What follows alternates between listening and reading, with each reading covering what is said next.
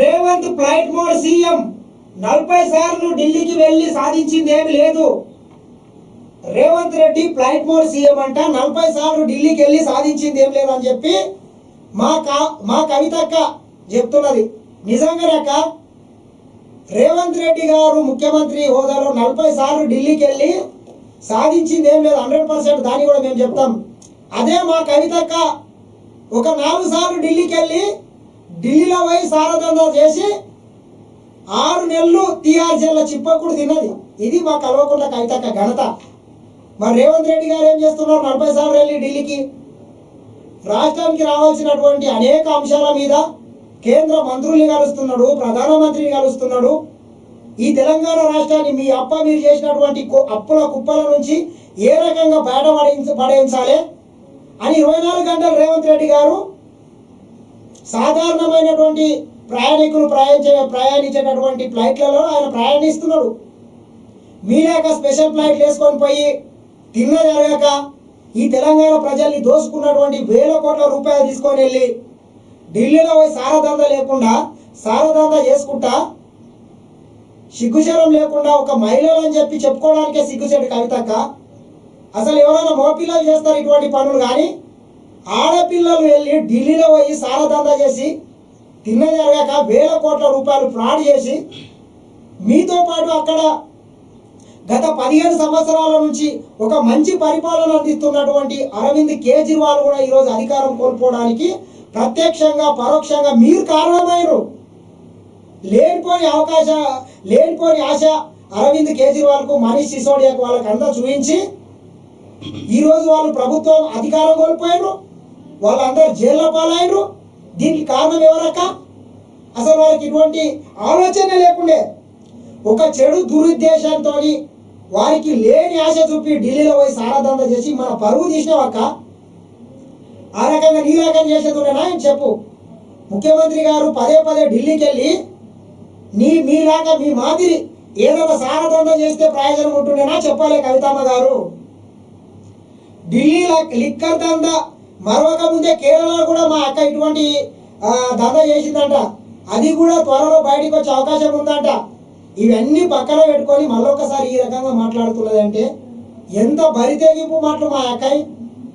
మాట్లాడకక్క, ఈ రకంగా మాట్లాడితే తెలంగాణ ప్రజలు చీకొడుతున్నారు. ఇప్పటికే చీదరించుకొని పార్లమెంటు ఎన్నికలలో గుండు సున్నా ఇచ్చిండ్రు. ఇంకా ముఖ్యమంత్రి గారి గురించి మాట్లాడితే ఏమనాలి అసలు. మత ఘర్షణల పైన సమీక్షించని ముఖ్యమంత్రి అంట. వక్ఫ్ బోర్డు చట్ట సవరణకు బీఆర్ఎస్ వ్యతిరేకం అంట. బాన్సువాడలో దావత్ ఇఫ్తార్ లో ఎమ్మెల్సీ కవితనంట. మా అక్క ఇఫ్తార్ విందు పోయి ఈ రకంగా మాట్లాడుతున్నది. అసలు ఢిల్లీకి పోయి రేవంత్ రెడ్డి గారు చేసింది ఏం లేదు. అదే నేనైతే ఇంకా 4 సారదుప్నాలు ఎక్క తెరుస్తుంటే ఇంకో 2-3 ఏళ్ళు జైల్లో ఉంటుంటే సారతో పాటు గంజాయి, కొకాయిను ఇవన్నీ కూడా నేను దందాలు చేస్తుంటే ముఖ్యమంత్రి ఏం చేస్తున్నాడు? అనవసరంగా కేంద్ర మంత్రుల్ని కలుస్తున్నాడు, ప్రధానమంత్రిని కలుస్తున్నాడు, రాష్ట్రానికి రావాల్సినటువంటి నిధుల గురించి అడుగుతున్నాడు, రాష్ట్రానికి జరుగుతున్నటువంటి అన్యాయం గురించి అడుగుతున్నాడు. ఇది అడిగితే ఏమొస్తుంది మాకు? మా సొంత వ్యాపారాల గురించి ఏదైనా చేస్తే మాకు లాభం ఉంటుందని చెప్పి అడుగుతుంటే అని చెప్పి కవితమ్మ గారు అనుకుంటున్నట్టున్నారు. Revanth Reddy flight mode CM అని ఆయన ఏం చేయాలన్నా ఏ నిర్ణయం తీసుకోవాలన్నా ఢిల్లీకి వెళ్ళి పర్మిషన్ తీసుకోవాల్సిందేనని బీఆర్ఎస్ ఎమ్మెల్సీ కల్వకుంట్ల కవిత ఎద్దేవా చేశారట. రంజాన్ సందర్భంగా బాన్సువాడలోని జామా మసీదులో ఏర్పాటు చేసిన ఇఫ్తార్ కార్యక్రమంలో మాజీ ఎమ్మెల్యే బాజిరెడ్డి గోవర్ధన్, మాజీ మున్సిపల్ వైస్ చైర్మన్ జుబేర్తో కలిసి ఆమె పాల్గొని మాట్లాడారంట. గత 15 నెలల్లో 40 సార్లు ఢిల్లీ వెళ్లిన సీఎం తెలంగాణకు సాధించింది ఏమీ లేదన్నారంట. రాష్ట్రంలో పాలన హైదరాబాద్ కేంద్రంగా నడుస్తుందా లేదా ఢిల్లీ కేంద్రంగా నడుస్తుందా అని నిలదీసిందంట. కేంద్ర ప్రభుత్వం ప్రతిపాదించిన వక్ఫ్ బోర్డు చట్టం సవరణ బిల్లును బీఆర్ఎస్ తీవ్రంగా వ్యతిరేకిస్తోందని చెప్పింది.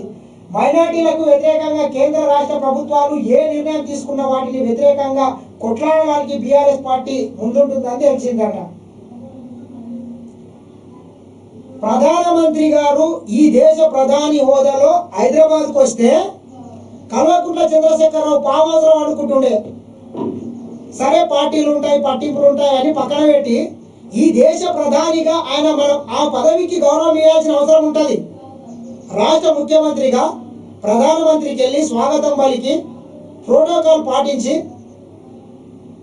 ఎన్నికలప్పుడు ఎన్నికలు ఉంటాయి కానీ ఎన్నికలు లేకుండా కానీ వాళ్ళతో పంచాయతీలు పెట్టుకొని ఈ రకంగా ప్రవర్తించడం వల్ల తెలంగాణ రాష్ట్రానికి తీవ్ర అన్యాయం జరిగింది. కేంద్రం నుంచి రావాల్సినటువంటి నిధులు రాకపోవడంతో ఇష్టం వచ్చినట్లు అందిన కాడికి 7.5 లక్షల కోట్లు అప్పు చేసిండ్రు మా కవితమ్మ గారు. మీరు చేసినటువంటి అప్పుల కుప్పల్ని ఏ రకంగా అప్పుల కుప్పల నుంచి ఈ రాష్ట్రాన్ని బయటపడేయాలని చెప్పి ముఖ్యమంత్రి గారు పదే ఢిల్లీకి వెళ్తున్నారు. దాంట్లో తప్పేముంది? మీ అప్పలాక పూర్వ 10 సంవత్సరాలు మొత్తం ఫామ్ హౌస్లకు అయితే పరిమితం కాలేదు కదా. మరి ఢిల్లీలో అవసరం లేదు దానివి ఢిల్లీలో పోయి నీవు సారదంతా ఎందుకు చేసినట్లు, ఢిల్లీ లిక్కర్ స్కామ్ లో నీవు ఢిల్లీ పోయి లిక్కర్ దంతా ఎందుకు చేసినట్లు ఖచ్చితంగా సూటిగా సమాధానం చెప్పాల్సిన నైతిక బాధ్యత అయితే కల్వకుంట్ల కవితమ్మ గారి మీద ఉంది.